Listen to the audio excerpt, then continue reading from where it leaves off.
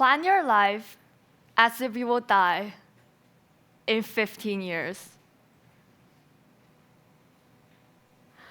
It seems incredibly strange that I, age 15, would plan my death on my 30th birthday. I'm not planning on suicide, nor have I been diagnosed with some disease that will lead to a miserable future, and I decide to end my life earlier. I made this decision because I wish to rearrange my time using the method I discovered in a bathroom at school. Let's rewind a bit. One of my oldest dreams was to become a writer, because it's super cool to write about the silly jokes between me and my friends. For example, a story on my friend Kate, who threw a whole pot of spaghetti onto the wall to see if it's fully cooked, since spaghetti is stuck on the wall when it's fully cooked. Then, I had the dream of becoming a professional player in one of the best games in the world. The moment that I truly look forward to is when I would push my friend off a cliff in video games. Last but not the least, I have the dream of going to Stanford University. Adding all these three dreams together ate up all my free time as a high school student. Well, as you will see, this is not sustainable. I cut everything else out of my life. If my friend's conversation was not about being a writer, about video games, or about going to Stanford, it would be meaningless to me, and I would end the conversation right away. Sometimes this means a direct turn and walk away. And this is a serious problem. Soon, these three dreams became a burden.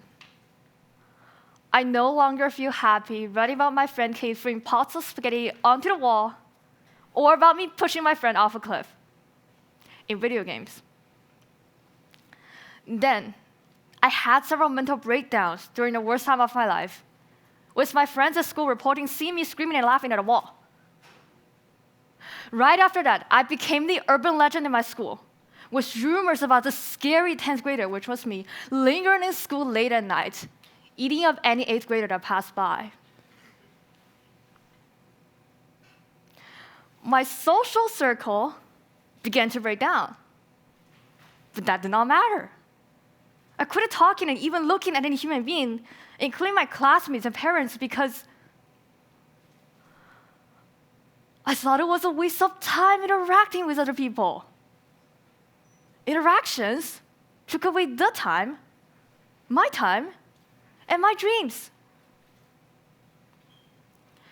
It got so bad, I ended taking medicine and going to therapy classes weekly. My parents asked, for the sake of my mental and physical health, to abandon one of those dreams that I had. So there I was, wandering in a girl's washroom where a friend came in and asked me what was going on. Not a great place to discuss about the future, I suppose. I asked for, well, if there is anything I can do. Then, the idea of a deadline method came from my friend Kate, that is, dying at 30. Dying at 30 means to imagine yourself dying at 30. If I die at 30, which one of those dreams would I give up?